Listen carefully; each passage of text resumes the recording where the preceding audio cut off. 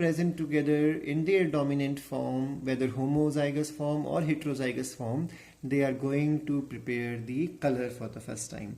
So this is called complementary gene. This was explained by Bateson and Punnett in 1906 with the sweet pea plant, and the last class I have explained this concept to you, that how these two genes will interact in their capital forms only to give the purple color, otherwise both conditions are going to remain white.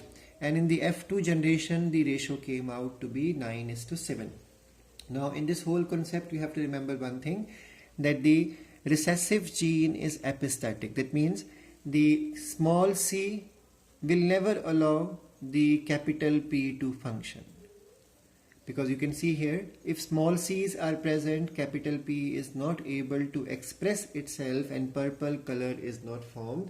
That's why it is an example of, there are many other ratios which can be called the recessive epistasis. So one of the example of recessive epistasis is complementary genes, because in this case the complementary gene, if it is present in its recessive form, will not allow the expression of the dominant gene of the dominant allele of the other gene. So this gene will mask the effect of this gene. That's why it is called as recessive allele is epistatic. Epistatic word in the last class I have explained.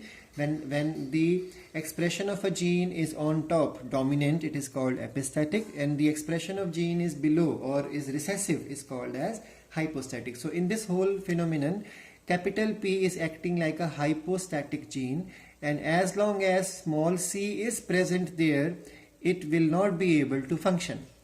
But in the case of capital C and capital P, this gene is going to function. Now why this all happen is because scientists have already discovered the reason. This color production of purple color is a two-step process in which a raw material A undergoes change because of the gene capital C. So when capital C is present, we all know genes will cause formation of mRNA, and mRNA will cause the formation of enzyme. Now if I say a gene is present in the small allelic form, then obviously one allele will give rise to one type of enzyme, other allele will give rise to other type of enzyme. We have already learned this topic in the incomplete dominance explanation. Please check those videos once again.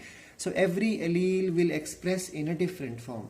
So when this gene is present in the capital form, then only this the raw material for color is changed into a compound called as chromogen. Chromogen means color producing compound.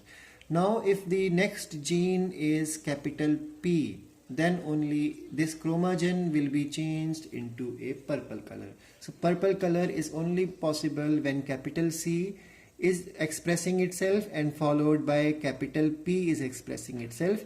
If there is a small c here, then the A product will change into something else, and that will not be able to be changed by the enzyme prepared by the gene capital P into purple color. So that's why which color will come?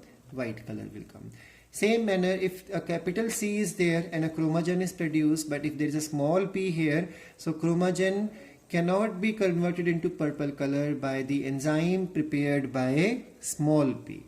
That's why there is a combination of both capital C followed by capital P enzymes are required in this two-step reaction, so that this raw material A can first change into chromogen and then change into purple color. So purple color is only possible when these two genes are present together in their dominant form.